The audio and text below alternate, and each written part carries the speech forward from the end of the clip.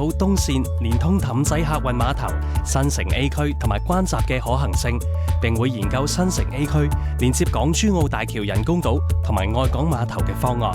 明年政府將會致力提升居民嘅環保意識，改善生態環境，鼓勵居民積極減塑，引入膠樽回收機。明年完成膠袋收費嘅立法程序，持續推動電動車嘅使用，實現喺全澳設置200個充電位嘅目標。喺建築廢料堆填區撥出2幅土地，用作環保用途，其中1幅15000平方米將作為紙張、塑膠同埋金屬3類回收廢物嘅出口前預處理場地，另1幅3萬平方米用作興建廚餘集中處理設施，目標係處理每日廚餘量嘅50%或以上，亦會為居民增設更多綠化休憩空間，優化並延長步行徑同埋單車徑，改善同埋興建更多兒童遊樂設施。政府將深化各範疇智慧城市建